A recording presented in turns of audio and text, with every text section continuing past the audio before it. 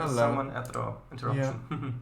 So, let's see. How can I arrange this so it's a bit larger? Just do what you did last time. And by the way, nothing's changing for us on the stream, as in Yeah. like the stream on Discord. Yeah, Okay. that's okay. I'm just seeing about if I can. We could have a face cams on, perhaps. If you well, have then the it would cover it.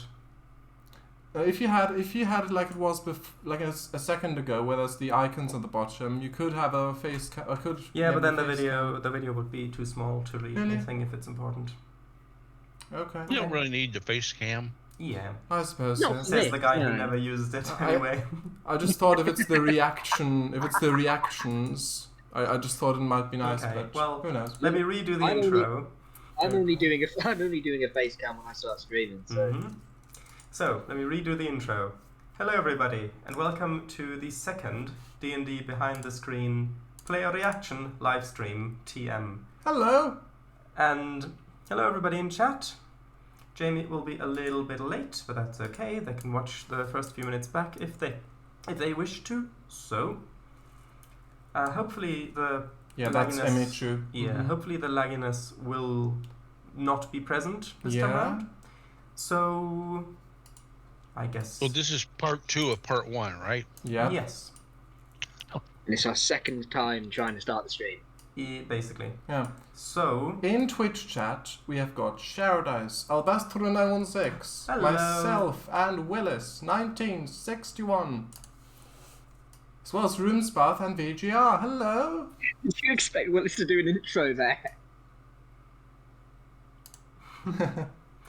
I'm on strike. let's see. I Is see. this gonna work, or is this just a ratio thing? I think this might just Should be a work. ratio thing. Trying to make it larger, but it's not really working very well. I don't know. Actually, hold on. What am I doing? I can just switch over to the normal screen capture, and Actually, then I can you know zoom in. what? Surely that'll work. Okay, so now you can begin. Really? Okay. Yes. Sure. So I'll watch on Discord. Like that? Yep, can do. Okay. Starting now. Mm-hmm. And please let us know about the volume if that's yes, all please. Will do.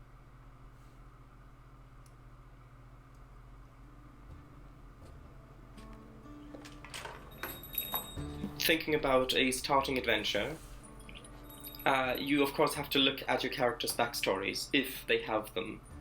So my players' characters do, and so I'll quickly go over a little bit of them, and then we can start crafting this starting adventure.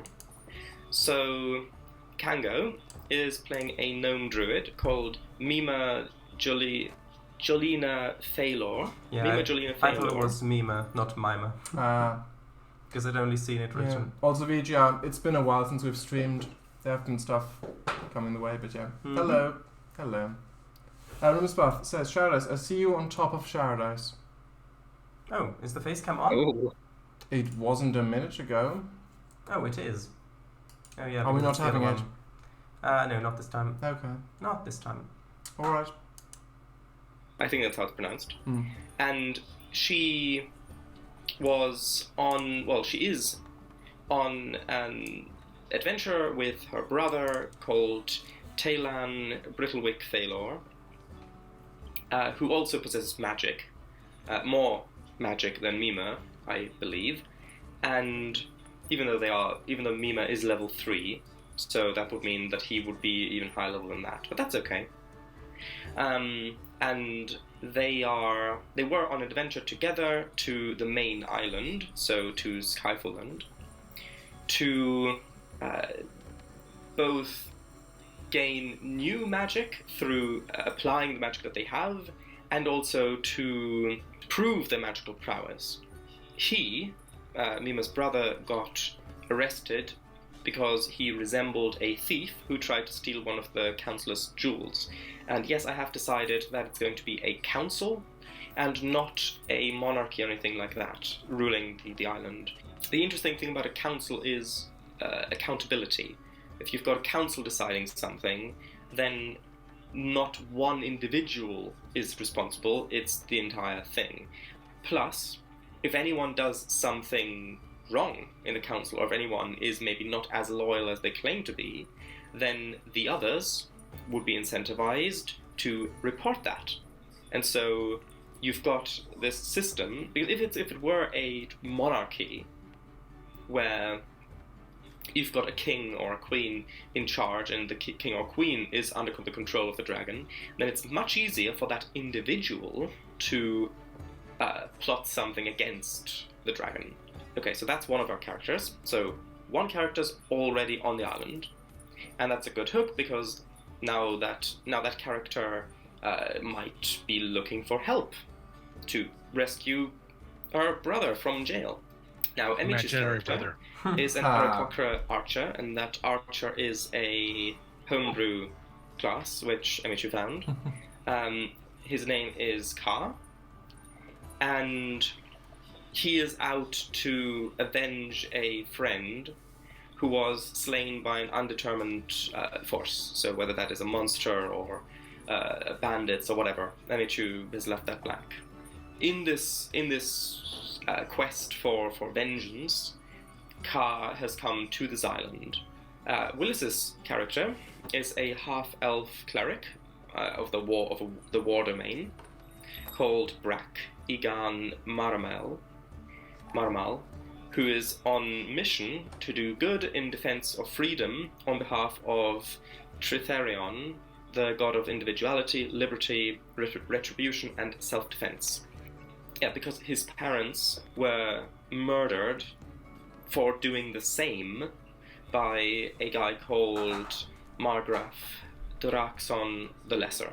And now he's taken up the mantle of this god who, by the way, is the same god who allowed his being in the first place, because he's a half-elf. So in this world, the union of an elf and a human doesn't normally naturally produce a child. You have to have divine intervention for that. I think that fits quite well with Emichu's character's backstory, and this is purely by chance. My players don't know about each other's backstories. And then Mr. W is playing a half-elf wizard, a divination wizard, called Arkan, who, after finishing wizard school, was basically bullied into doing the bidding of a wealthy patron who is offering to pay a substantial amount of money to further Arkan's magical research and development. And one of the current quest that he's given to Mr. W's character is to broker a gem trade deal for him with the Skyfall Isles. BGR says, wind that back. What do you mean, wind what back? The video, I assume. Also, did you say half-elf instead of high-elf? I might have. But you can see, well, I mean, Willis is half-elf. I might still have been thinking about half-elves. Maybe. Yeah, But yeah. in the notes, you can see high-elf. Ahem. Yes, that's true. Also, apologies for getting characters' names wrong, because No, it's I've never alright. heard them They were spoken. very, very early on. BGR, do you want me to look 20 seconds back or something? Or like, there's the Twitch delay, so if I say something, then you'll only hear about it about 10 seconds later. Yeah, it might be a better idea to ask if you have a question, because with Twitch delay, it might... Yeah. I don't know which bit you're talking about that you want to be rewound to. Yes, please. So if you have a question, best to ask that, and then we can answer it. Yeah. So, Yeah, continue. okay. That was meant as a joke. Okay. Those are my characters, my players' characters. And so we've already gotten a potential connection between Willis's character and Emichu's character. Mr. W's character, I've got interesting ideas for, because I would like to tie the backstories of these characters into the Beholder, if possible, so that as the players follow their own threads, they all become intertwined and lead to this beholder, which is going to be the main mystery. So my idea is that the beholder, planning for all sorts of contingencies, would be aware how dangerous powerful mages could be to him. So he's got connections with high-up people at the wizard school or wizard schools they're not on this island, they're on the main continent off somewhere, who knows. But the beholder's got connections with those, and these are these wealthy patrons who he pays to send promising young wizards over to the Skyfalland, so that the beholder, through his minions, can evaluate their potential, or the potential danger, for one thing, because if there's a up-and-coming wizard who's just come out of the school, who's got all of these powers already, and shows so much promise, and if he's a heroic character, then it might be wise for the beholder to kill that guy before they become a threat. The other option is, if this is a wizard who's enamored enough by promises of gold and of power, then perhaps the beholder could enlist these young wizards. That could be such a great way of incorporating Mr. W's backstory into the beholder plot. So let's quickly write that down. Oh, and I also need to come up with a name for his wealthy patron. And I will have to also write down details about these NPCs so that I can easily reference them. Okay, I have written a short description here and a location. I've decided to call the location of where the wizard school is the Ambercliffs coast, because I think that sounds quite evocative when you hear it. But also vague enough that I don't have to do a lot of world building around it now. We've got to think about how this would play out normally. So I've written, once these graduated pupils arrive on Skyfalland, they are collected by another one of Xenthar's minions, who then sends them on a dangerous quest to test their powers. Let's write down plot hooks, Arcan, Xenthar's test of power, Mima, whose plot hook is, of course, Her imaginary brother. rescue her brother I just realised something as you were from talking. jail. Yeah, Sorry? what have you realized? I just realised that Skrull Matan Yeah. and the whole thing with Sorum, that wasn't. I just realised what that was for.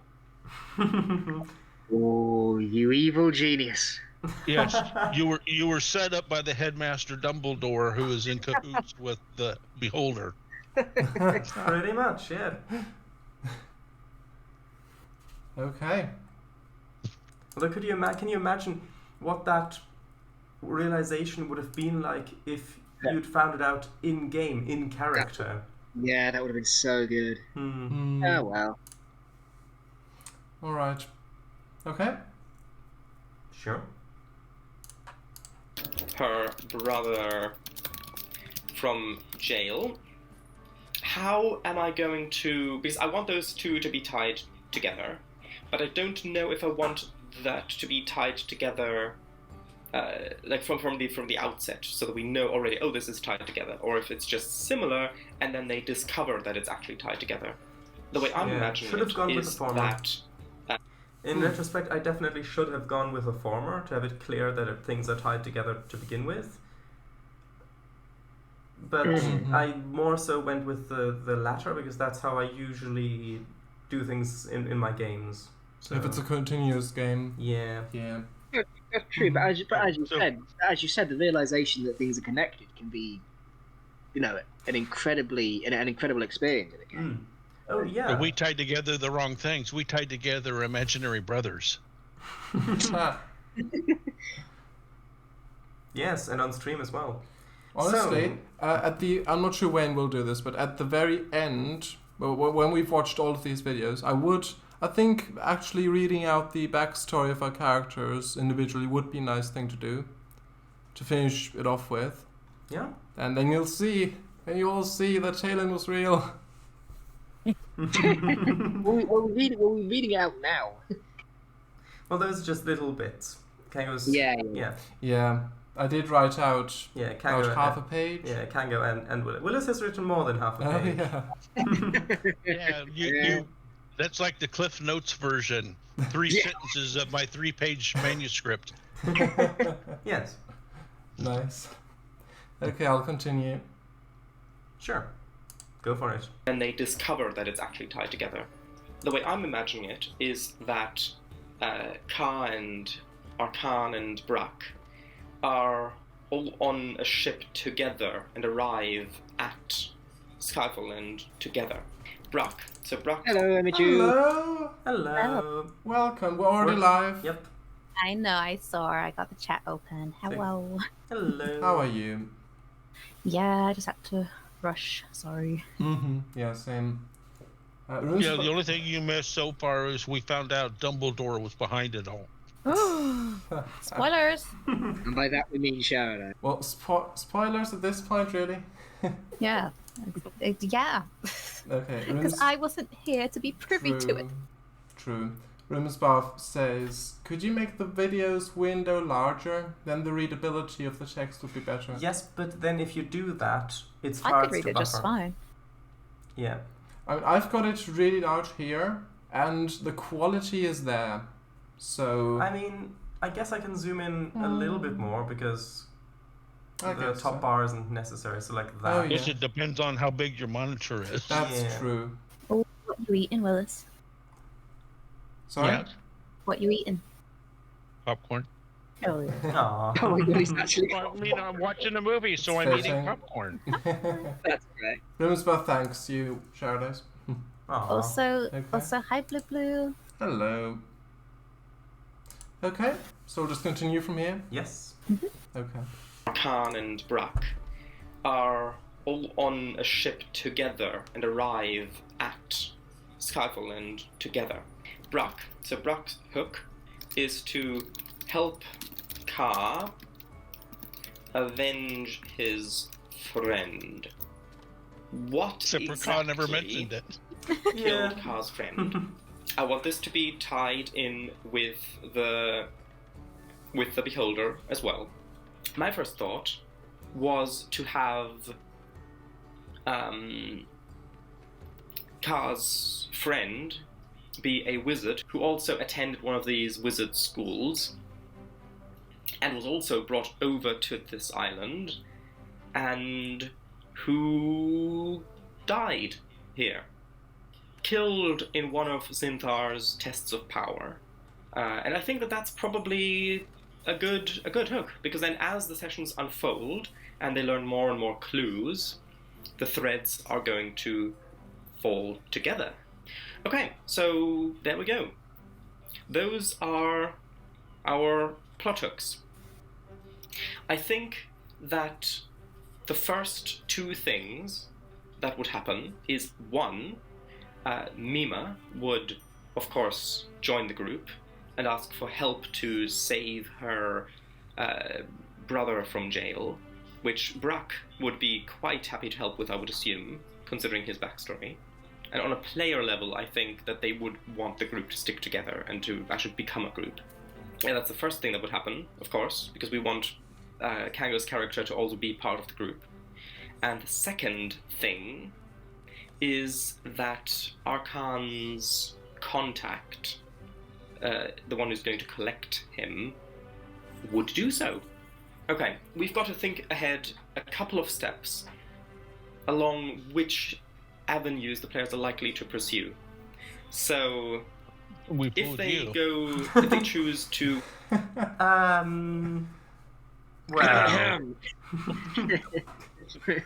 Well, we'll see. Ka. pursue.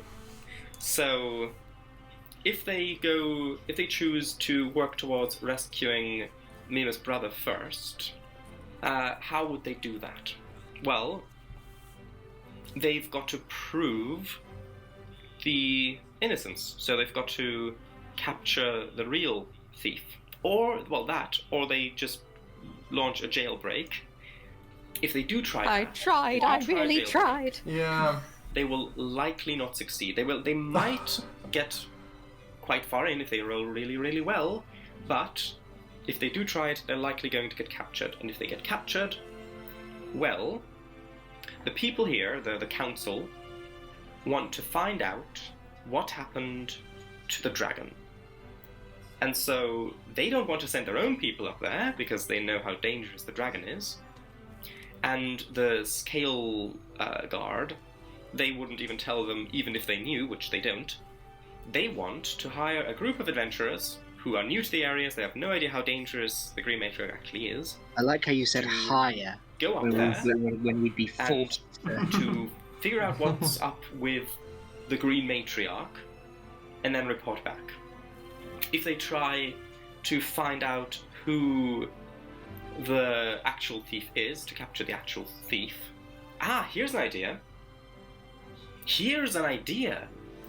So we could tie that into Mr. W's backstory as well. Ooh. What if there's another graduated pupil wizard here who's got illusion magic, and one of Zinthar's trials was to steal the jewels of one of the counselors without getting caught. And so that's what his minions told this young wizard. And so he used his illusion magic to frame Mima's brother. And then that trail could lead onto, of course, Mr. W's backstory, and it could lead onto Ka's backstory as well. And so I think that is going to be quite good. So I've written down the 2 paths I think that this plot hook could take. And this depends entirely on what the players want to do. Of course, they might come up with a 3rd option, and then I'll have to improvise, which will be fun. The next one is Arcanes, which now we've got to think of what a test of power might be. Now, Zinthar is paranoid about what's going on with the Green Matriarch.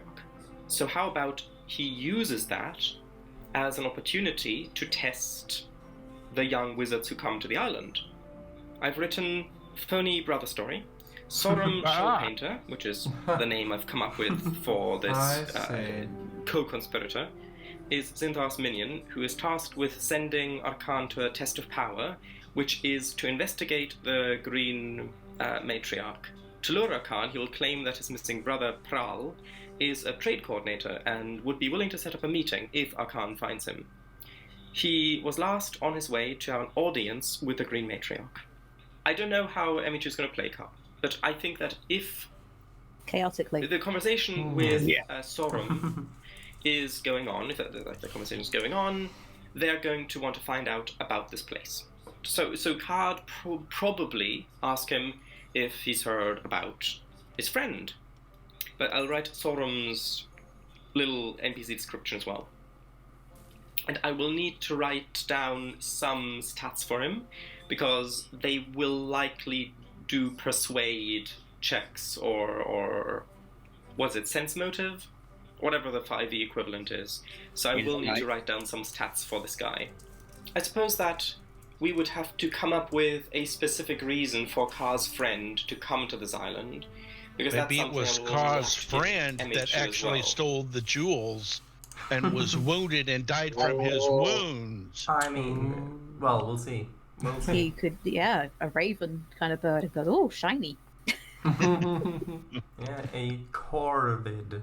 Gotta pronounce that very deliberately, because otherwise YouTube will think I'm talking about something else. Oh, yes. Well. A soot black Aarakocra. And you got to pronounce that carefully too. Yeah. Sure. Jonathan. As soon as he said Aarakocra, I knew this was going to go there. Let's continue. Friend to come to this island, because that's something I will have to give Emichu as well. and then that will dictate, or likely dictate, the line of inquiry that Carr will take. So I will quickly message Emichu to see if they've got a name in mind. I've just written inquiry, blank, went to the Skyfall Isles to locate a powerful magic artifact to aid them in their magical development. Now, when they speak with Sorum, he will claim that his brother knows a lot of people, and he might be able to help with this investigation. So that's another way of pushing the party to go on this quest for Sorum to locate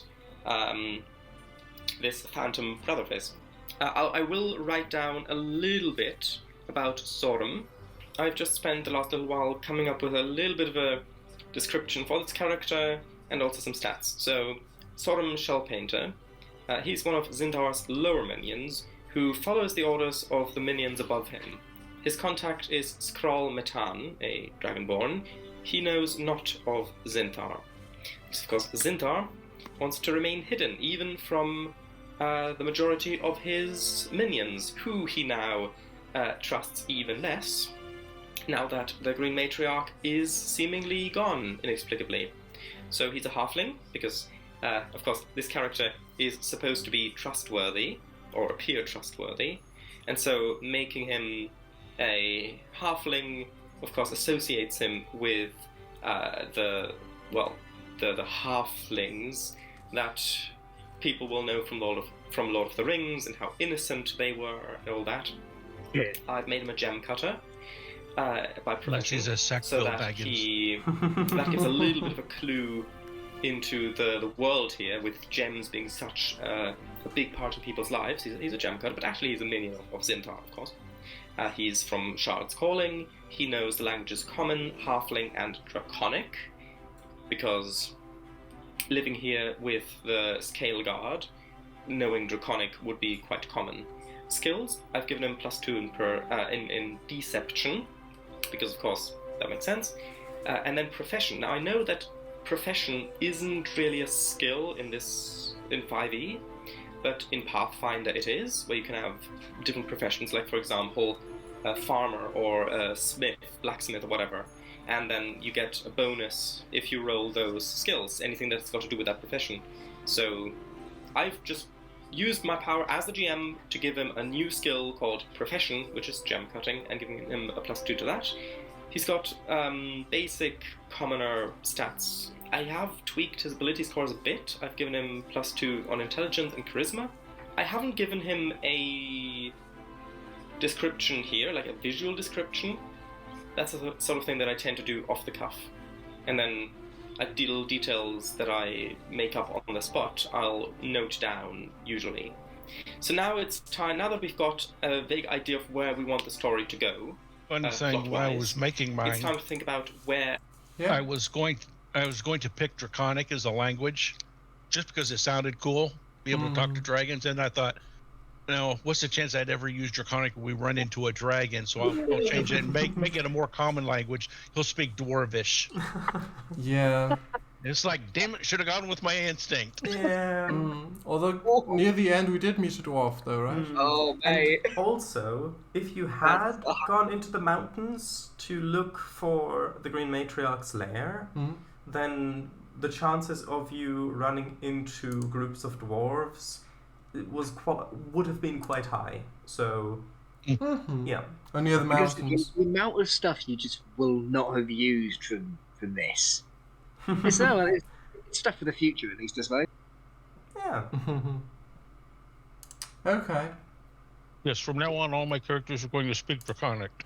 Yeah. I made... Here, let me just quickly make a note. No more dragons. Okay, there we go. I had the same issue with an off-stream campaign where I also didn't pick Draconic, and then there was Dragon. And for the entire campaign, which lasted years, like start 2020, sort of hiatus now, but the entire thing, I kind of would have been good to know Draconic, but oh well. Anyway. I'll note down, usually. So now it's time, now that we've got a vague idea of where we want the story to go, plot-wise, it's time to think about how the session is likely going to go. So the ship arrives, these characters get off, and the first thing that'll likely happen is a brief description of the scene, and then Mima finding the group and them talking, and then during that conversation, we'll have Sorum approach the party, recognizing Arkan, and he'll invite them for a drink at a tavern where they're gonna talk about stuff. The first thing we'll need to come up with is the tavern itself, like the name, the general aesthetic, probably also the name of the barman or the bartender, because that's something the players will probably interact with.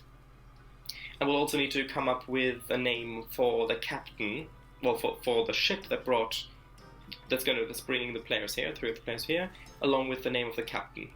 So, in the description of the Shard's Calling, I've now made a new entry called the Scaly Shine Tavern, which is at the bottom of the hill near the harbour. The servants are kobolds, who, in my setting, they don't have names because they identify each other by smell. So instead, they've just been given numbers.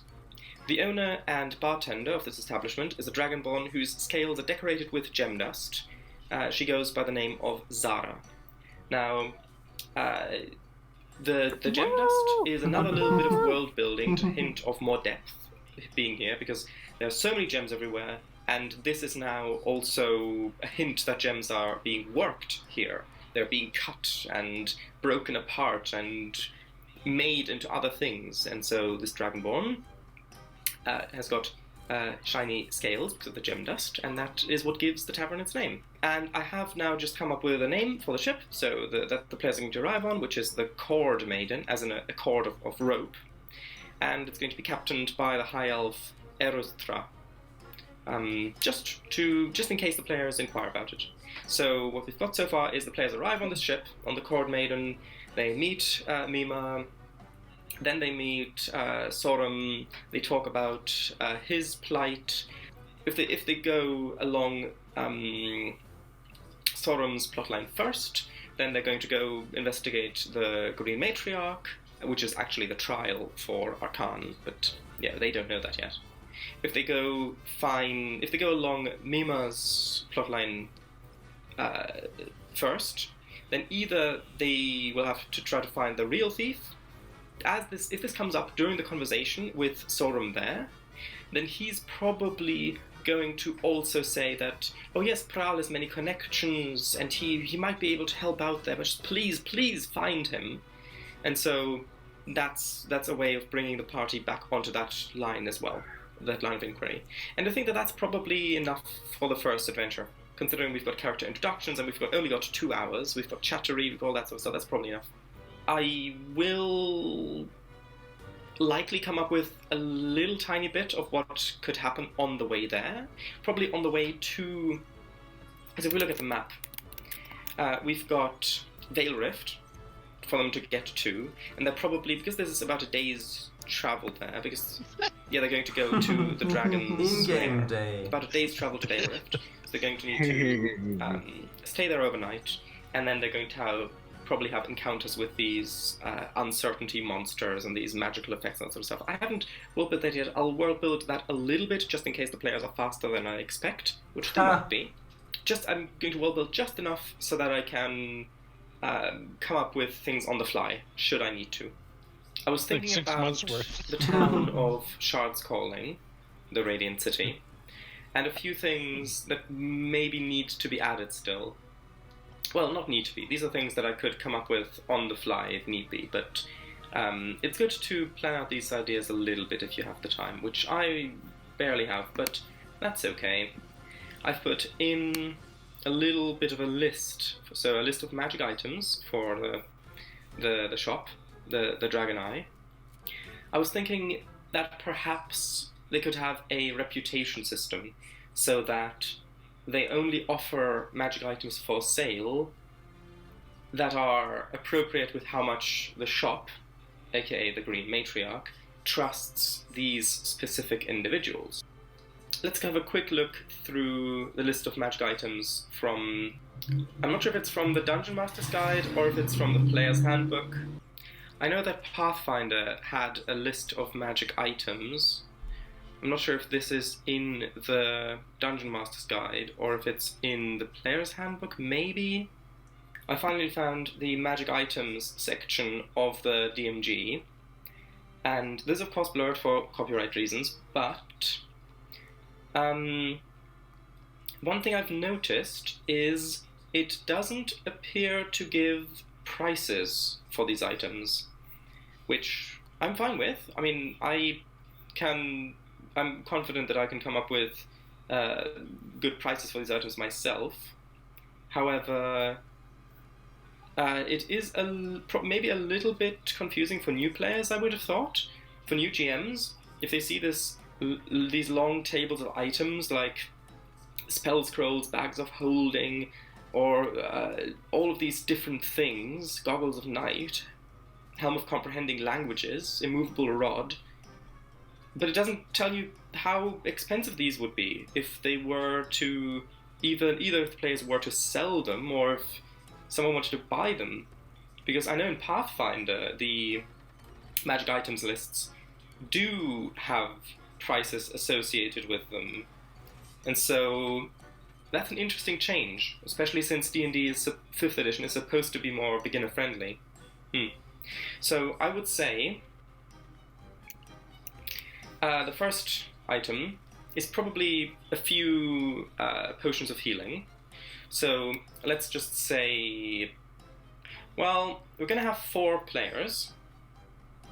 So let's just say that there are going to be 4 potions here. I'm not sure if this is the standard for 5th edition, but that seems fair. Well, I'll tell you what, let's do 1d8 plus 2. So then you can get a maximum of 10 hit points back and a minimum of 3 hit points back, which is a little bit more beginner friendly, but then again, this isn't supposed to be a tough campaign or anything like that. Let's say 50 gold pieces each.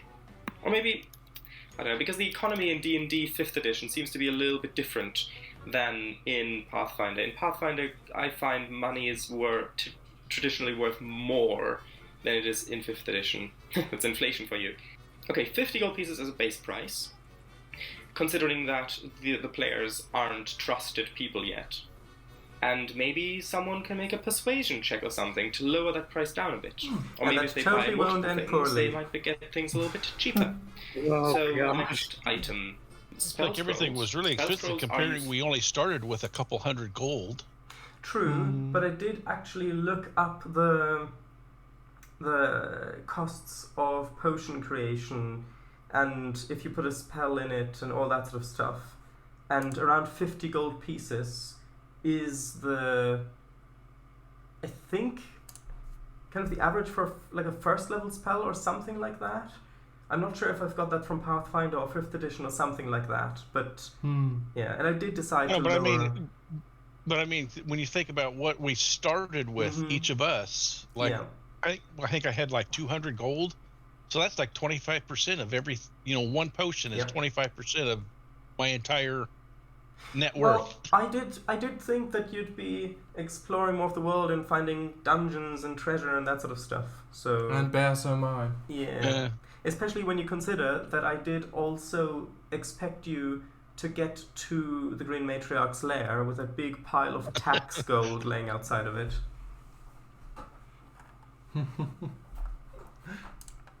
Okay. Right? Sure.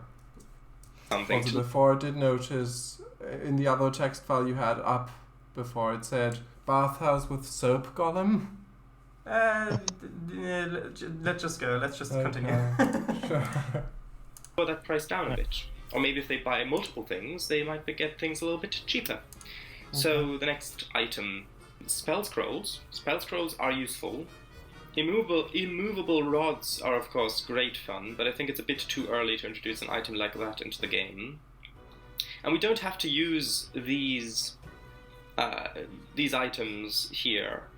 I can of course come up with my own stuff, and I usually do that, but I just wanted to see what 5th edition had to offer if you just buy the DMG. Potion of Gaseous Form. That could be really interesting, especially if they go try rescue Mima's... Mima? Is it Mima? Hold on, I don't want to mispronounce the name. Mima, yes, especially if they go...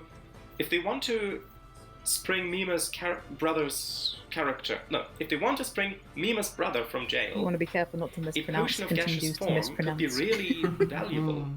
Because if they manage to smuggle that potion into him, he can just turn to gas, and then float outside somewhere, and then rematerialize. So, sure. So I'll have to look these... I'll look up the specifics of how these items work between now and when I run the session. How about 200 gold pieces? I mean, it's a very specialist item. Magic items aren't cheap. Sending Stone. Flashbacks of I talked grinding about rep these and WoW. in my D&D. I gather things are expensive in that game too.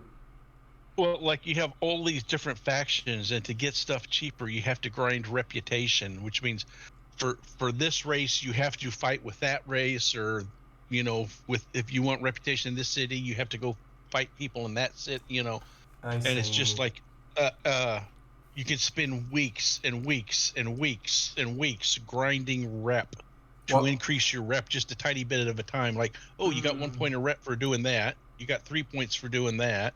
Complete this quest, you might get 5, but you need like 15,000 rep to get up to the next level. What's that game? World of Warcraft. In WoW. I see. Has anyone seen the little South Park clip of the World of Warcraft episode? I have not. Don't believe I'll so. send it later. Okay. Okay. If we had all chipped in for the gaseous form potion, would we have even been able to buy it or not? I don't know how much. I think that would have taken. I think I had about 200 if I remember right. Oh, I see. So that would have been like my entire life savings to give Ka a bomb to drop on the prison into his window if you were able to find it. Oh yeah, I see. Okay, so let's continue then. All right. It's a very specialist item. Magic items aren't cheap. Sending Stones. I talked about these in my D&D film review, the Honor Among Thieves. You can't do as much harm with these as with a potion of gaseous form. So how about I reduce that price down to maybe 160 gold pieces. Broom of Flying? Nah. Because we've got a player playing an Aarakocra, and so that's their special ability, that they can fly and they can reach these places, hard to get to places. If we introduce a Broom of Flying, then that's making that ability less special, and so I don't want to do that. What's a Bag of Tricks? Bag of Tricks. So it's basically you can summon a creature to fight for you, or to do things for you. I mean, that sounds really fun, except... Rat! What are the creature's statistics? Alright, so in D&D Beyond, if you click on it, it gives you the... Okay, that's useful. I will write one of these down, Question, and then why would because I'm writing this virtually... Sorry, what? Question. Why would the D&D Beyond stuff not be copyright protected, and so you wouldn't have to blur it, but the book would? It's on the website. Yeah. You can easily find these on the website. Yeah, so the D&D Beyond site, that's available for anybody who goes on the website. You don't need to make an account, you don't need to buy anything, it's just on there for free. So. Right. Gotcha. Yeah. Whereas the artwork in the books, of course, yeah. Okay. Alright. Yep. Alright, so in D&D Beyond, if you click on it, it gives you the... Okay, that's useful. I will write one of these down, and then because I'm doing this virtually, I can actually turn these into hyperlinks. So if I click on the text, I can send myself to the SRD or D&D Beyond page or whatever. Oh yeah. For these descriptions. I think a grey Bag of Tricks sounds nice. How about 300 gold pieces? Actually, how many times per day can you do this? Once 3 fuzzy objects have been pulled from the bag can't be used until the next dawn. Okay, so it's 3 creatures. Okay, that's really useful. Yeah, 300 gold pieces seems, I think, reasonable. I think a spell scroll would be useful. Which I never got to sod in How use. does one do this? How does one make... Because I know that there is, well, at least in Pathfinder, there was a way of calculating how expensive a spell scroll is, depending on what spell is loaded in it and the level of the one who made it. Oh, interesting. Any creature that can understand a written language can read the arcane script on a scroll and attempt to activate it. Interesting. Anyway, let me just quickly have a look to see if I can find how these items are made, and then I'll get back to you. After doing a bit of research, I did find a section in the DMG about creating magic items, but I didn't find that very useful. Not nearly as useful as the things in Pathfinder. So I did a bit of research online, and here someone... I like how this is just slowly turning into, oh, it's not as good as Pathfinder. I mean, I'm used to Pathfinder, and I'm new to 5th edition, and, well, that's my comparison. The correct terminology is, that's my bias. I wonder what D&D 4e is like. A lot more complicated, with a lot more mathematics. Okay. Okay. A bit of research online, and here someone has said, has posted a section from Xanathar's Guide to Everything, adding optional rules for creating spell scrolls. And this says that a level 1 spell scroll, this is for players, I think, costs 25 gold pieces worth of ingredients or things you need to make it, materials. Takes a day to make. Assuming you have proficiency with things you need. But a Cure Light Wounds spell scroll would then be but half as expensive as the potion that I've made. But I think I don't want to get too much into this. This can be something that, I mean, this doesn't have too big of an influence right now. Maybe if this were a long campaign, then the prices of things over time could shift the balance of the game one way or another. But this is just one shop having a few items for sale. Man, so I think 48 that weeks I'm to just describe gonna... a scroll? Well, it's a 9th level spell, so that's But literally... still, that just... well, like, spending 9 months writing a scroll. well, two things. That just sounds... Well, two things to bear in mind is, one, that could, I'm not sure if Wish could be put on a scroll, but it's of that level. Like, you can teleport between dimensions, you can do reality-bending things, and also, the system, I believe, originated way back when D&D was still meant to be played with more in-game downtime, where you might say, okay, well, we're gonna be here for like a month, researching, working, maybe getting a little bit of gold, or healing. Healing is a big thing where you could regenerate hit points while you're doing other stuff. Yeah, I think back in the old tabletop days, I guess, we're saying like you have a session each week, and it's like 2 months has passed or whatever kind of. Yeah. After adventure, yeah. Okay. 250,000 gold pieces for that. Yeah, I didn't even want to go there. Okay. Well, Sure. best go find some more dragon hordes then. More? We've not even found one. But yeah. Okay. Okay. One shop having a few items for sale. So I think that I'm just gonna eyeball it, basically. There doesn't appear to be any concrete rules for this in the base game. So I'm just gonna eyeball it. I'm going to go to the PHB, and I'm going to look through some spells to see what might be interesting. Now I will note, this is also potentially a spell that that the wizard, so Mr. W's character, may be able to copy into his spellbook if it's an appropriate level, so level 1 or level 2. So this is a spell that I'm potentially giving my party pretty much permanently. So if that is what Mr. W decides to do, so I'm going to go down to the wizard spell list. Ooh, I was thinking about invisibility might be fun, but I doubt that they would want to sell a scroll of invisibility to people who've just turned up. So let's not have that in there. How does mage armor? Yeah. When you look at Lord of the Rings and the one ring that grants you invisibility, it's like the most powerful ring, and the main ability it gives you is effectively to be invisible. And then these guys, it's just, oh, some newcomers who we've literally never seen walk in.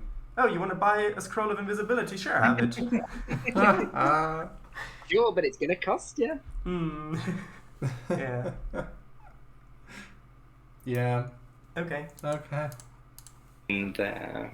How does mage armor specifically work in 5th edition? Because I know how it works in Pathfinder, where it gives you a +4 bonus to your AC. But here, okay, so, right, so the target's AC becomes 13 plus its Dex modifier, so it just sets it to that AC. Yeah, I remember now. And this only works on a creature who isn't wearing armor. But I think this is reasonable, I would say. Wait, only on a creature that isn't wearing armor? Yep. Oh. So I suppose it's a wizard, so they wouldn't be wearing armor anyway. So. Yeah. Yeah. Which is a big difference to how it works in Pathfinder. In Pathfinder, Really? I would say that because in Pathfinder, I believe, it's been a while since I've looked up, but I believe it just grants you a flat +4 bonus to your AC. I don't think in Pathfinder that it matters if you're wearing armor or not. But I believe. Interesting.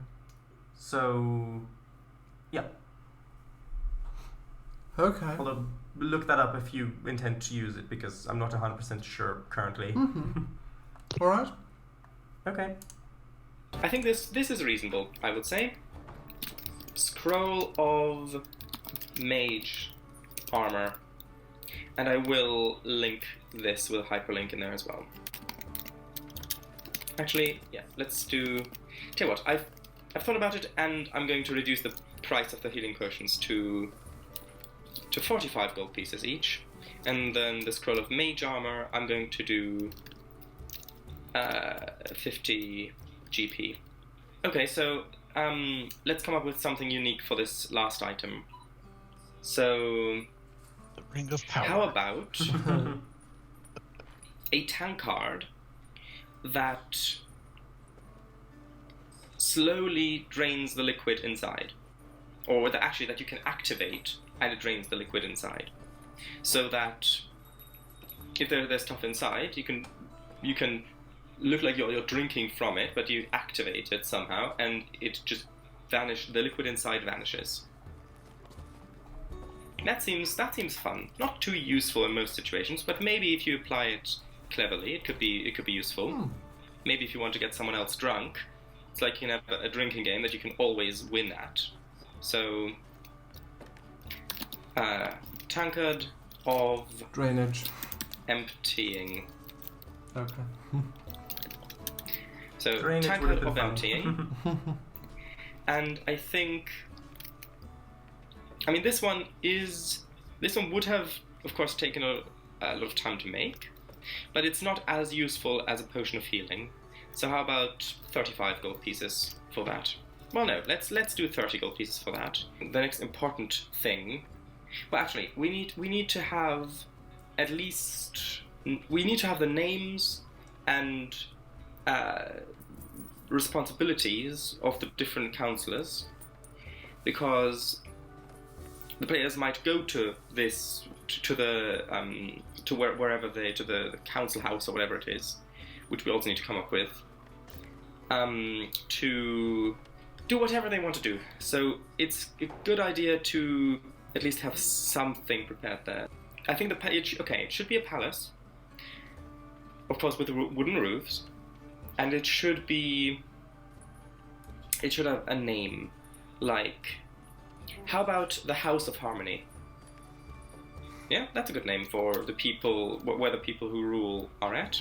So I've put House of Harmony is a place occupied by the ruling council, and then I'll just come up with a few names of these councils. Well, I'll come up with the areas they're responsible for first, and then I'll come up with names associated with them, just so that if the players do want to talk with someone there, I can reference this. I don't have to come up with it on the spot. So I'll be with you shortly. After spending a bit of time thinking about this, I've come up with the following councillors. Now, these are all under the rule of the dragon, or they were when the Green Matriarch was still around. So the councillor for trade is Councillor Jarzen. He's a human. And the Councillor of Justice is Kislath, Dragonborn, because, of course, lizards, reptiles, sees, at least in my world, see things more analytically, with less mammalian emotions usually. So yeah, mammalian emotions. Kislath, the Dragonborn. Yes, I'm glad you appreciate my wording. It sounds like a heavy. It sounds like a heavy metal. I don't know if it sounds like a heavy metal band or a heavy metal song. I can't quite decide. Maybe both. Yeah, it's their debut track. Yeah, or the entire album. Mm-hmm. Okay. A diplomatic succubus. Yes. I was going to say that as well. That's kind of an oxymoron. We'll get to that. We'll get to that probably. To that. I hope so. Okay. Okay. Usually. So yeah, for someone for justice, Kislath, the female dragonborn. For tax, the Council of Tax is Gmarim, who's a male goblin, of course, a goblin being in charge of your taxes, of course. Construction, so the Council of Construction is a male high elf called Hinal, or Hinal. And then the Council for Military is Sishatha, who is a female lizard folk, because of course the military is under the control of a lizard folk who is basically deifying the dragon.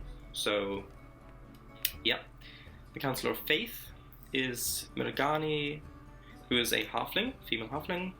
The Councillor of Agriculture is Framson, who is a male human. And then the Council of Industry is a female dwarf by the name of Rambrake.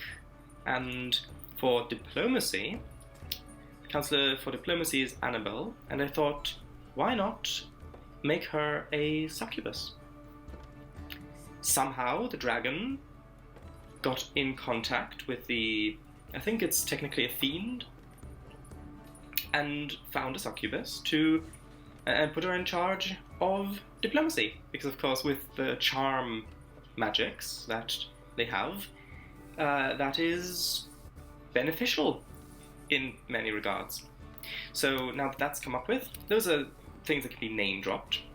I've had an idea for a bathhouse a little while ago, where they've got these golems made of soap. That they have a gem, they've got very bland features. They don't have a face, they don't have fingers. It's like they're made of clay, only it's soap.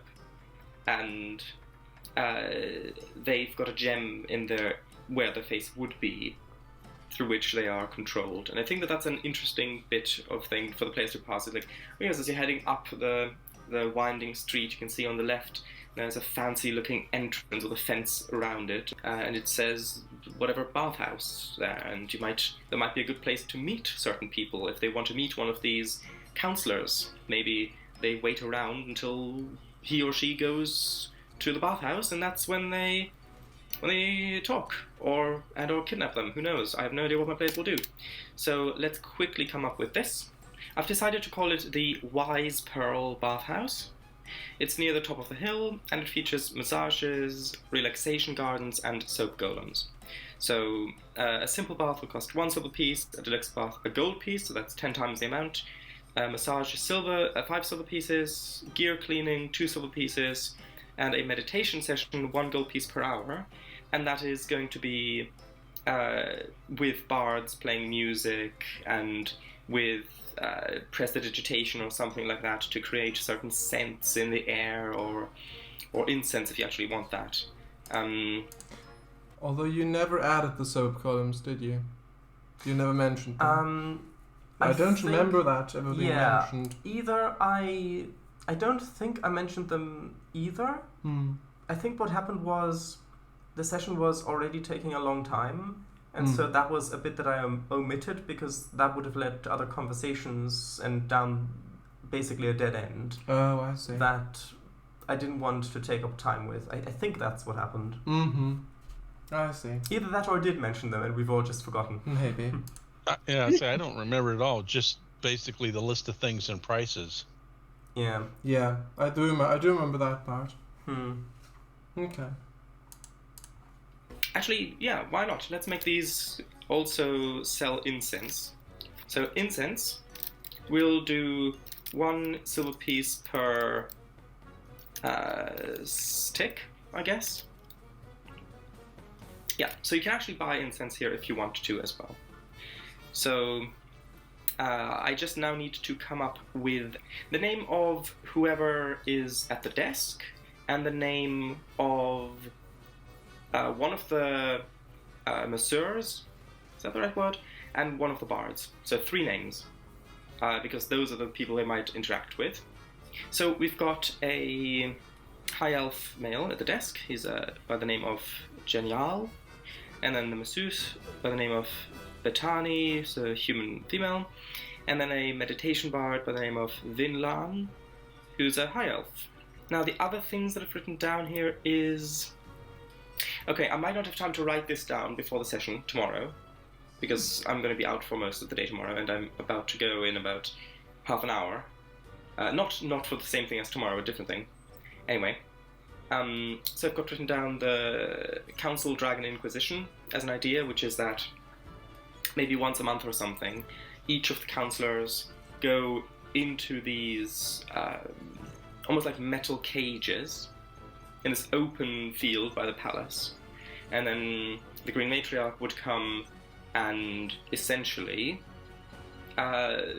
audit them, basically.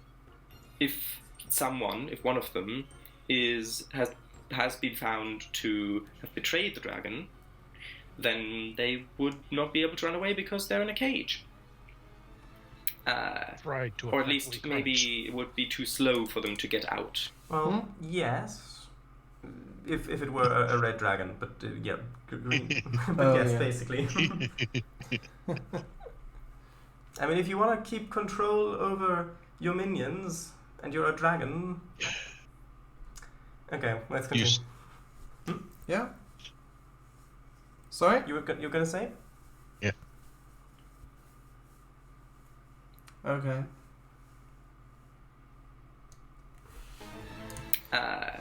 Or at least maybe it would be too slow for them to get out. Maybe it's an open top sort of thing where you have to climb down into or something, I don't know. I'm not sure if I want this yet or not. It's an idea that I might use or not. The second thing is a weather table. Usually I just use a D8, and if it's a high number, then it's intense weather, and if it's a lower number, then it's a more calm, clearer weather. I should probably need that. Alright, the other thing was, I was thinking about the Scale Guard, and them being lizard folk, and I was thinking, what do they eat? How are they supported? And then I had the idea that maybe there are these rodent farmers who, instead of paying taxes as money, they can pay taxes in rodents, which are then the food for the Scale Guard. So I was thinking about maybe coming up with a specific farmstead or something, but that's something I kind of come up with on the fly. If the players leave town, I might introduce that or have them walk by it or something. Also, then I have had an idea, which is when the players do, either when they get to the Green Matriarch's cave and find that she's no longer there, or when they get back or something, maybe there is another dragon on the tropical island who's been envious or jealous of the Green Matriarch, Dun, and dun, who dun. is very cautiously now sending his or her own minions or followers or worshippers to figure out what's going on. But that's something that that's in the far distance. I might drop little open hints, which are Or Good distance. Yeah, because this was an idea, and I do still think that could be a really fun idea. However, when we actually got playing, I very quickly realized that this is We'll never get there. that is so far beyond the scope of the campaign that there's no point in dropping clues or anything, because that would just lead you down dead ends if you followed up on any of them. That's true. Well, if it was a continuous campaign, I think that would have been a great idea to have actually Maybe. in there. All right. Okay. little clues that I can later then pick up on and link to a thing that they actually hint at, even if I haven't come up with a thing yet. Or not. It might just be some random thing someone says and it doesn't actually have deeper meaning at all. But yeah, I now feel pretty well prepared for tomorrow's session. So we'll see how that goes. So I'll see you then. If you want to watch the full playlist, it'll be linked below. So until then, bye.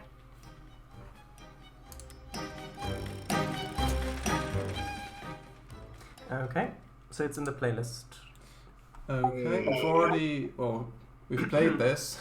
Yeah, so we've done the live stream. Yeah, we've done the report last time because we only had a few minutes left.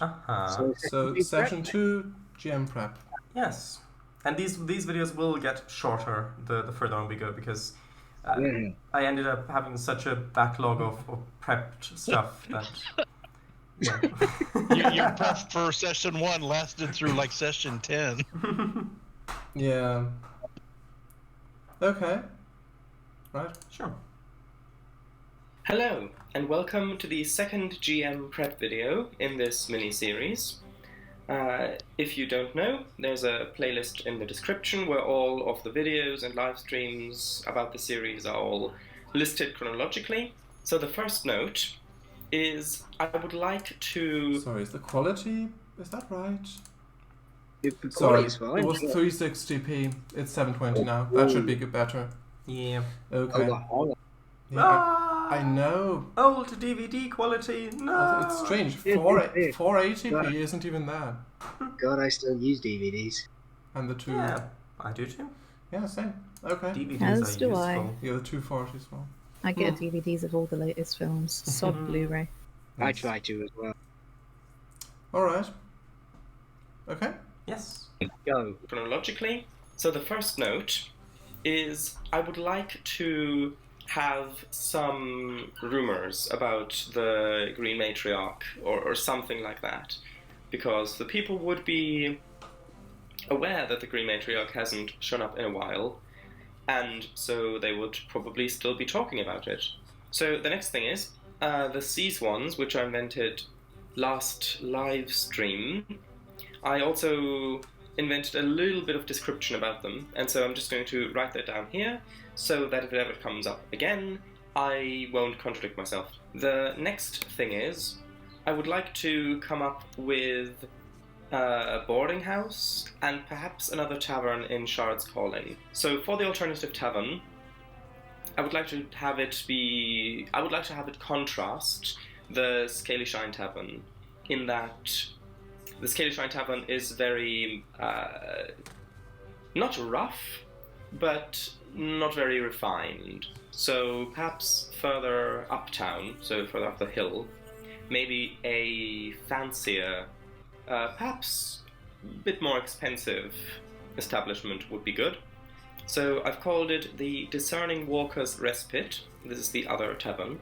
It is a refined tavern further uptown, varnished wood paneling on the walls, maroon carpets, and a few heroes' busts. I'm imagining these as being famous heroes who have supposedly stayed at this tavern on their journeys. If the players want to make a history check or something to see if they maybe know anything about these people, then I can make up a few bits of lore about them on the spot. Do we also need a boarding house? Sure, I can spend a couple of minutes coming up with a boarding house. It doesn't have to be anything fancy. The crash and snore. So crash as in to just lay down and immediately fall asleep. Is a boarding house at the edge of the city, surrounded by fields and workshops. And then in brackets I've put a dye maker, so someone who makes colors to dye things with, and several charcoal makers. Because a lot of dyes, the smell isn't that great when a lot of dyes that are made like traditionally, where you have lots of herbs or other materials smashed up, ground up, and fermenting or oxidizing or undergoing chemical reactions to produce the dye. And that often lets off gases, which doesn't smell great. And of course, charcoal makers, you get quite a bit of smoke in the air as well. So it's pretty much the opposite of the Discerning Walker's Respite, which is kind of the fun of this place. And the owner/builder of this place, I've called him Old Jaran, who is an elderly human male. So after much deliberation, I've decided that he is from a city called Balveth, from the Kushia deserts to the far southwest, which is a little bit of an open clue again. So I might pick that up later. It's a nice bit of hinting at world building, which I've of course not really done yet because there's no point in doing it. The players may never turn up here. They may always go back down to the Scaly Shine Tavern. Yeah, VGR's going, so... Okay, bye-bye, VGR. Good night. Thanks for turning up. Thank you for coming. And see you tomorrow, hopefully. Hopefully. If Open to DD The works. first point, Open to DD tomorrow? I don't know. We'll ask the others if they have time, if they want to do it, probably. But I would love to do it, yeah. but I don't know if the others So have hopefully, but we'll see. We'll see if everyone else wants to and has the time, but yeah. Good night. time. Good night. And that might be the place they always rest at. Although, given the length of this campaign, I don't know how many times they would actually go back here to rest. But it's nice to have. Just We never left. maybe if it's even just for them to pass by, to read the sign or something like that. Oh right, yes, what I said last time, the rodent farms for the Scale Guard. Rodent farm on the outskirts of the city, several pig corral-like enclosures full of large furry rodents with no eyes called cave gnawers, which is a bit tricky to say, but that's okay, which are farmed for the Scale Guard and substituted for gold taxes. Now the farmers are Jarson and Kamal Fishcatcher. I know that I've used the name Jarson before as the trade counselor, but I like to sometimes reuse names a few times to kind of make it feel like these are common names that people have here. Like, for example, in the UK, the name James is quite common. I've got a note about a potential second dragon from the tropical island, perhaps a younger dragon, who is inquisitive and wants to find out what happened to the Grey Matriarch, perhaps sensing an opportunity to fill a void. I don't think that we need to do any world building with that yet, because that isn't really relevant to the current part of the plot. I've had an idea of perhaps having temple or structure that was built by the worshippers of the kind of proponent of Tritherion. However, given the how few sessions we have, I think I might just save that here in case we need another place for the party to go to find an NPC or to get an item or to do whatever. They walk through the wilderness somewhere, and then Brak can feel that his connection with his deity, with Tritherion, kind of waning slightly as they walk through the specific area, and then as they continue, it goes back to normal. Yeah, I might put that in as an open clue. Then later on, if I do decide to use this, there will already be a clue as to where this place might be if they need to find it. And if I don't decide to use it, it's maybe some of the Beholder's magic. Or maybe there's a magic item buried somewhere, or it could be 1,000 things that have caused this. So as the party is walking through the city, as they're passing by the bathhouse, I want one of the counselors exiting the bathhouse, so that if the party later on wants to have a conversation with one of them, or get in touch with one of them, and maybe they don't get through right away because these are unknown people, through bureaucracy, they probably wouldn't get directly through to a counselor. I can describe later on how the counselors are clothed, and so that will hopefully then spark the idea that actually, maybe, they've remembered that they've seen one of these counselors at the bathhouse, and so that's a place that they frequent, or at least that one frequents, and so they could maybe wait there for a bit. So I will write that in here. Here we go. Counselor exiting the Wise Pearl Bathhouse, maroon robes, gold trims, and green dragon heads embroidered on shoulders. Now it's just a matter of deciding which counselor I wanted to be.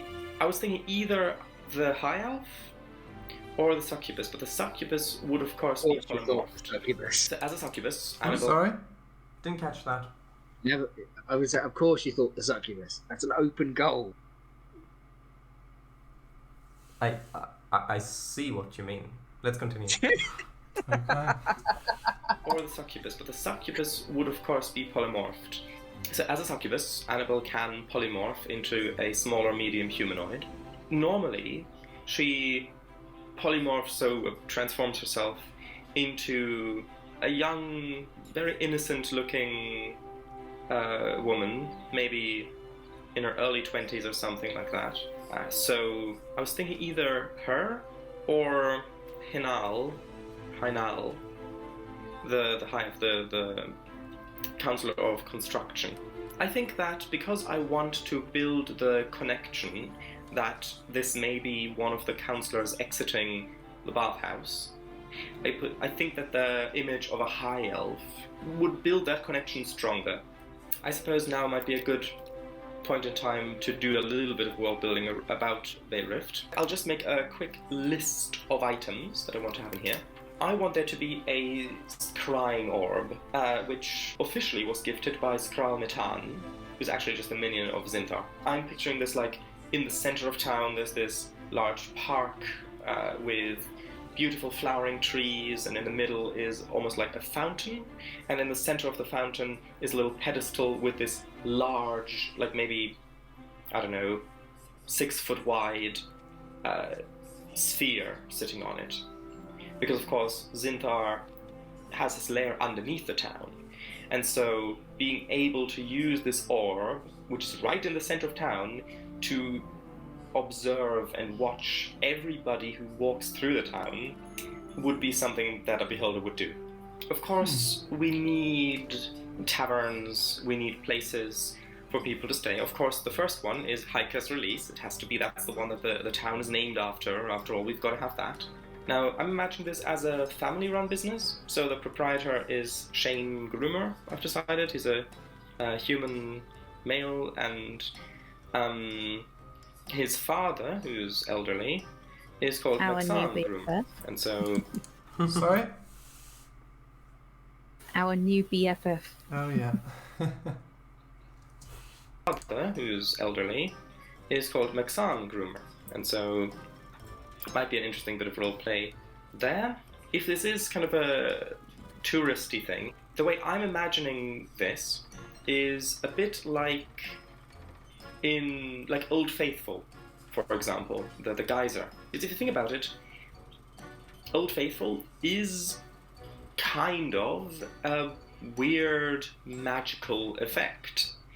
I think I need to come up with a list of a few of these wonders that people might have fenced off and are maybe charging a little bit of admission to.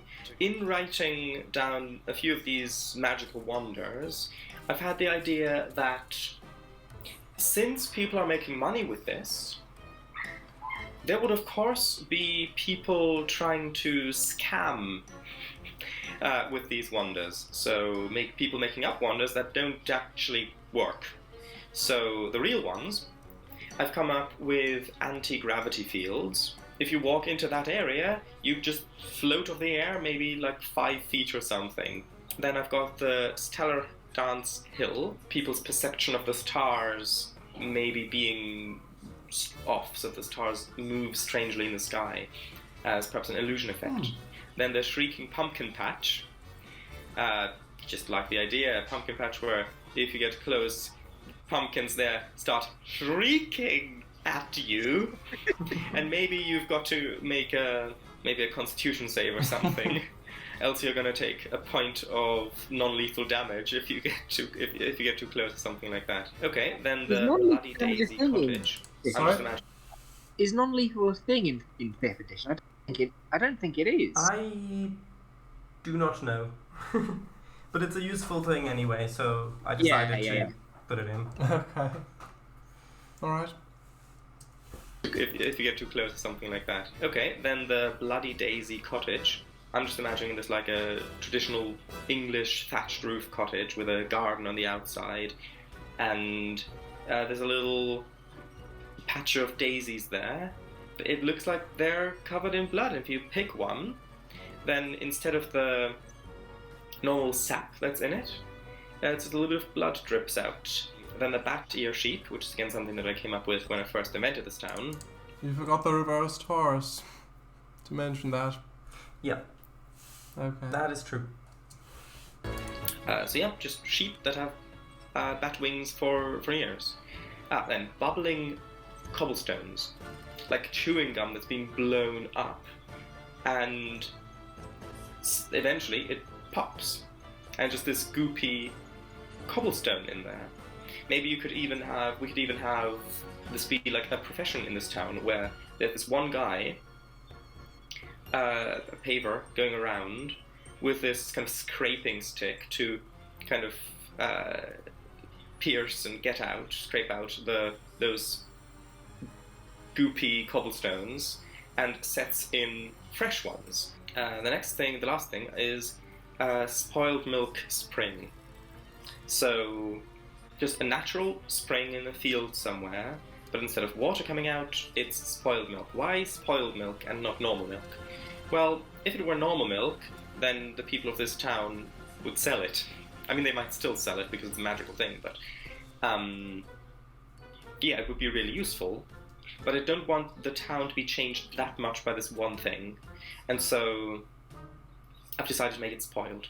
Right, and then as for fake magical wonders, I thought maybe Lover's Crag, so if you don't know what a crag is, it's basically a large, well, the size can vary, but a large rocky outcropping or boulder. Anyway, so Lover's Crag, where people sell tickets or something where you can go up there, and if you and your partner go up there, then you'll fall in love and you'll be bound together forever and you will always love each other. With these fake wonders, maybe you could even have amateur wizards or something performing little cantrips or stuff to make it feel magical, as though it's an actual real magical place, even though it actually isn't. And maybe that's a potential location where you could maybe find some of those young wizards or sorcerers or whatever who've come to this island at the behest of Zinthar's minions. That's an interesting thought. Haven't thought about that before. Anyway, so Lover's Crag, then Heaven's Lights Tree, so this big ancient oak or something, where there are strange lights that sometimes move around at night, and seem to have this kind of heavenly aura to them, even though it's just dancing lights. Then Spectre's Crossing Tavern. Now, this could be a good alternative to the actual Hikus release, where it's a tavern that is said to be haunted, and they've got this Halloweeny haunted theme, but in reality, it's just ghost sound. Yeah? And then a wishing urn. So maybe in the market or something, there's this pedestal with a large urn where you can throw in money or an item of value or something and make a wish, and then the wish might come true. Or actually, the other option I was thinking was making it a divination urn, which actually, that would work better because Mr. W's character is a divination wizard, and so if they encounter this, perhaps he can use his arcane knowledge and training to realize quite easily that this is a fake. Okay, so I am going to change this to divination? Divination? Is that how that's spelled? Oh, divination, of course, yeah, sorry. Right, so let's see, what is next? I was thinking that perhaps there could be a witch nearby, a mile or so outside of Vale Rift, who is actually quite friendly, and she makes potions and that sort of thing, which actually, I've thought maybe she exports those to the various magic shops on the island. So if people go into the Dragon Eye and they see those healing potions, maybe there could be a little label which is like brewed lovingly by, and then the witch's name or something like that. And so this is where she lives, perhaps. And the townsfolk might blame the witch. Well, I say blame. It wouldn't really be blame since all these magical effects give prosperity to the town, but maybe see her as the cause of this. And then, of course, recently, as the Beholder's been having nightmares, and these nightmare creatures have been appearing at night, perhaps they have been blaming her for those as well. And so that might be an interesting plot or side quest that the party might be able to go on when they get here and inevitably get attacked by the nightmare creatures themselves.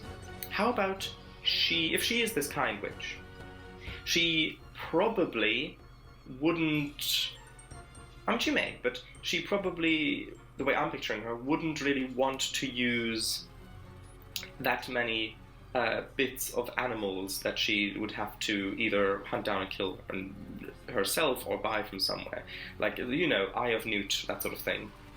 And so instead, how about she has all of these shelves of flower pots that have mushrooms growing in them, but instead of the normal cap of the mushroom, it's that bit of the animal that's growing out. So imagine that, a flower pot with mushrooms growing out, but instead of the cap, it's eyes of newt, like actual real eyes connected to the stem. Or perhaps tongues, like tongue of dog, that sort of thing. Imagine if the party get here and the witch isn't home and they decide to break in thinking that she's a villain.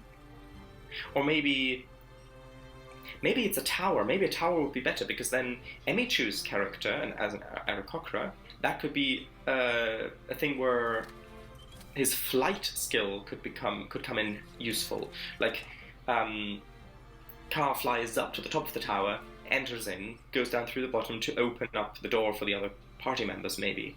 And imagine going in there without thinking that she's a villain, and finding all of this stuff growing there. That, I think, seems quite atmospheric and quite good. I'm going to put in a title for it, but I'm not going to actually world build any more of it, because as the party... So I've got the idea of it, and if the party go in that direction, then great. But if the party go in a different direction, then I don't want to waste the world building time and energy on this. Now, we'll come up with a name, because, like I said, with the Dragon Eye, with those potions, I want to be able to give the players a name, which is, again, an open clue. So, well, I say open clue, it's kind of a semi-open clue, because I know where it will link to if the players do follow it up on, but it doesn't have to link somewhere. How about the name Mirgrath Macclaw? it sounds like the name of a villain. And so if the people here in the town, if the players here in the town from the people, that, old Mucklaw's been up to her tricks again, and when will the government do something about Murgrath in the tower or something like that, Murgrath in the tower, then, yeah, I mean, that is clearly a villain, of course. Of course she isn't, but the party won't know. They might figure it out. They might see the twist coming. But here's the thing to remember: if you're GM, if the party sees the twist coming, and then that's the twist, as long as it isn't something too obviously simple, that's rewarding. Even though it might feel like for you, as though the party's just ruined your fun. No. The plot's there for the party, and so if the party manages to anticipate it, then that's great. So if they see the twist coming, good on them. It's a sign that you've done your two things. sign that you've done your job well. That you've left clues in order so that people can figure out. That's the point of leaving clues. Yeah, and you lot did guess quite a few things already, which I was quite happy about when you did in the sessions. Mm-hmm. Or you could be evil and untwist the twist. Well, I could, but that on the one hand feels a bit like cheating, and on the other hand, it might be easy to contradict yourself if you do that. Oh yeah. And then that's not fun for anybody. Okay. Unless that's the twist. Mwahaha. The twist is the twist. Yes. Yeah. All right. Mm-hmm. If they see the twist coming, good on them.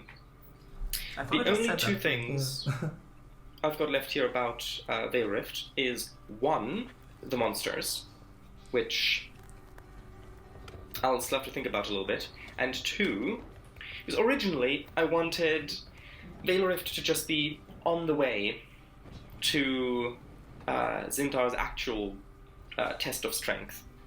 However, what if Zintar doesn't know that the monsters from his nightmares are caused by his nightmares? Because these monsters are all about uncertainty, about lack of knowledge, about what might be lurking in the dark. And so I think that because that's what he's been dreaming of, what his nightmares were about the Green Matriarch, what happened to her. Yeah? And so I think it would be quite fitting that these monsters of that Zintar doesn't know about the origins of these monsters of uncertainty. And so this could be another part of the test, to see if these new wizards who come here, one, can survive an attack by these creatures, and two, if any of these magically trained people who've still got fresh creative ideas because they've just come out of their wizard schools or whatever,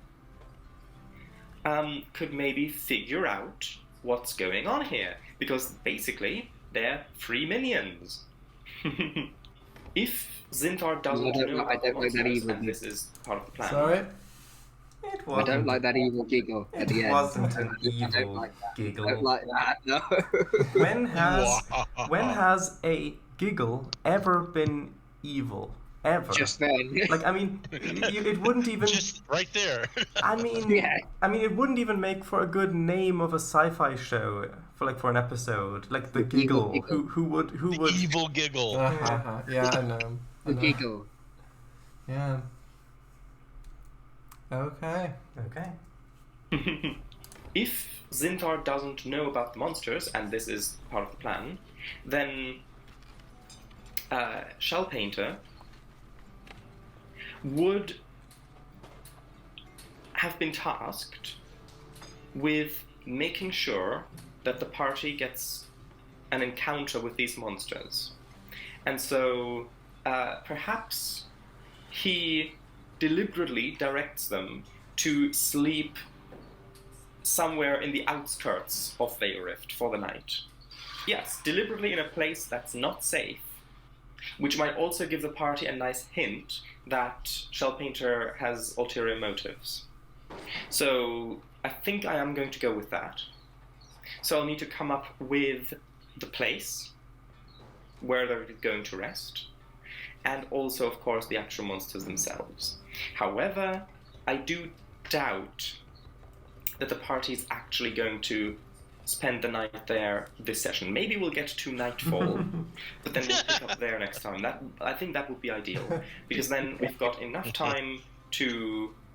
Because if we think about it, what will have to happen this session is they'll have to meet Sorum Shellpainter. Which we did. Have conversations with him.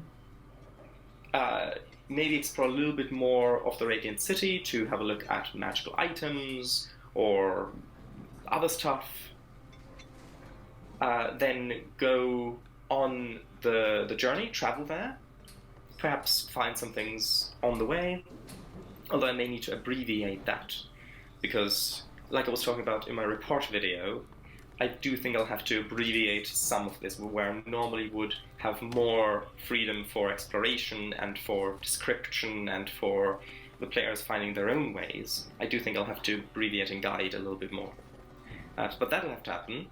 And then in Vale Rift, I want the party to get a sense for the town. I want them to be able to have a look at some of these magical wonders, and I want them to be able to speak with some of the NPCs here, and perhaps even do a little bit more shopping if they haven't in the past, which is a thing I might need to come up with. Maybe a couple of shops here That as is well. a thing I have predicted correctly. So we didn't do any shopping. We did go on a shopping spree. Yeah, I that you bought will- snacks. Exactly. Yeah. So the first, I'm trying to remember, the first session ended, that was right before we met Sorum, right? Yeah, you were just So- about to leave the tavern. That's where and we ended. Sorum accidentally ran into Yeah. Arcan, as I incorrectly said. I remember Wow. that, but that was at the start of session Yes. 2. Yes. Okay. Because the joke was that you spent 2 sessions in the tavern. That was the joke, if you remember. Oh. Oh, yeah. Okay. Alright. In the past, which is a thing I might need to come up with, maybe a couple of shops here as well. I think that is, honestly, probably going to be a bit much for a 2-hour session, given that we'll probably start a little bit late because of starting the stream and all that. So, yeah, I think we're lucky if we get that much done, which is great for me now, because it means that I won't have to come up with the stat blocks and all that sort of stuff for the uncertainty monster, or monsters of uncertainty. Right, so what do I still need to come up with? I need to come up with a description for the Spectres Crossing Tavern, and by the way, crossing, I was thinking as in crossing from this world to the afterlife, like the Spectres Crossing, but you probably already got that. Yeah, so I need to come up with a Spectres Crossing Tavern. I'll need to come up with probably at least a shop.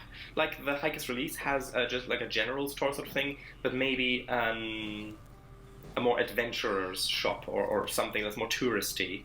And maybe also a couple of NPCs that are just out in the street. And by that I mean literally just the name, what race they are, and maybe one word about to describe them. So basically, I need to come up with a few more bits of world building around here. And I don't need to. I'd probably be fine just coming up with this on the fly. But I've got the time now, and so I might as well come up with a little bit more.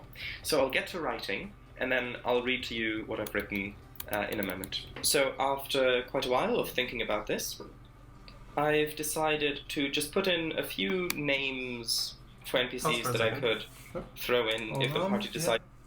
Now, Hairpin Maddie is actually the one that you did end up meeting out on the street, although I don't think that you ever got her name. No, I don't think we did. No. But, That was the crazy lady. well, yes. Oh, I see. Yeah. The one who told us to go into that haunted house. Yes, The that Spectres one. Crossing. Oh, Mhm. yeah. Interesting. Okay. Okay. A few names for NPCs that I could throw in if the party decide to meet someone on the street. Next, I've decided to call the boarding house here Hayshed Boarding House, which is the place that Sorum will insist that the party sleep at for the night in Vale Rift, because it's I'll just read the description. Hayshed Boarding House is on an exposed road between fields and woods and has been suffering from monster attacks. So it's out a little bit outside of the town, and yeah, it's exposed.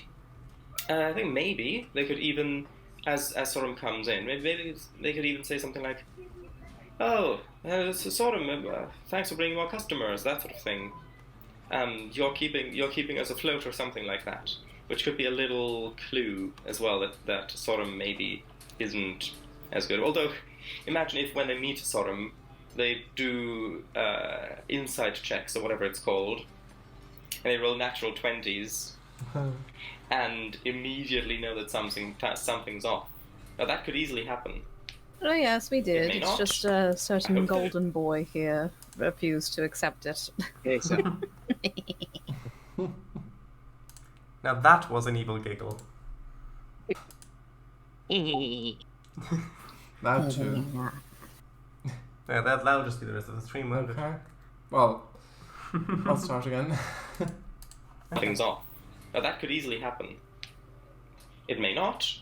I hope that it doesn't, because then it's more exciting as they're figuring it out over the course of the story. But if it does, then I'll just have to improvise.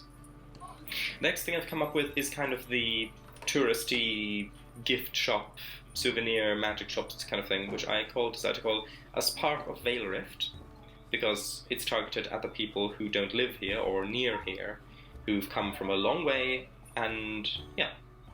And then a gravity-ignorant pebble. So this is an item that has spent a significant amount of time in the anti-gravity field, and so it's retained some of that magic. So if you've got a pebble and you let go of it, it'll just float in midair. So you could do quite a bit with that. For example, you could just put it up when you rest in the night. You could put it up against the door, just have it float there. If someone opens the door in the night and sneaks around, then they probably won't notice the pebble, especially if you put it higher up. But in the morning, you'll see whether it's moved or not. And then a strange animal part. Animals here get strange. And so this could be something like an antler. It's kind of mushroom shapes or fern shapes growing out of it, even though it's made of bone and it's part of the antler.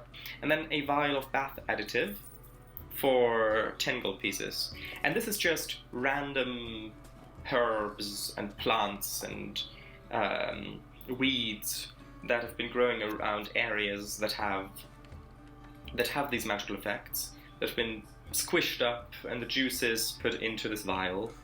Yeah, And they're going to have, each one is going to have... I did change that a little bit to give a hint about Murgrath Muckclaw, which when you went to the shop, I did give you. So yeah, that's Also, a little bit of a change. check the chat. I fellas. saw it, yeah. Making it up on the fly. Which chat? TLP chat, yeah. Making it up on the fly. Yeah. Aww. Look at that little proboscis. Aww. And I like the fade gradient Yeah. effect as well. Okay. Nice. Right. Sure. Oh, Code Monkey, hello. Code Monkey. Hello. Improvising. Indeed. Is anyone else here as well? I'm just. Ooh, I am. Oh yeah. Sure. Don't think anyone else other than that. Okay. up and the juices put into this vial, and they're going to have, each one is going to have a random effect, a temporary effect. So if you put it in your bath and you bathe, it might change the color of your skin temporarily. And then I've put in an apple of crumbling. Imagine like a freeze-dried apple. So it's still the size and shape of an apple, but it's very light because pretty much all the moisture has left it. But it's retained its structure, and so it's very porous. And 5 silver pieces, and 1 gold piece if you want it coated in honey. I've not decided anything more about that. Maybe it's from a local tree where the apples just grow like this, or maybe the apples are being deliberately put into this magic field. Actually, that's a good idea. Maybe it could be like a preservative thing. Maybe we could have a field of preservation. Actually, no. Glade. A glade of preservation. And then a stone carving souvenir, which is kind of there to reinforce the idea that this is partially a gift shop. And this is made by Umgar Strawback, who is the guy who runs the Hayshed boarding house, which again kind of as a clue that they haven't been doing well at all because nobody wants to sleep there because they keep getting attacked by these monsters of uncertainty in the night. And so they've kind of branched out a little bit, and being at Wharf, he is quite good with stoneworking. And so he makes these stone carving souvenirs for the gift shop, basically.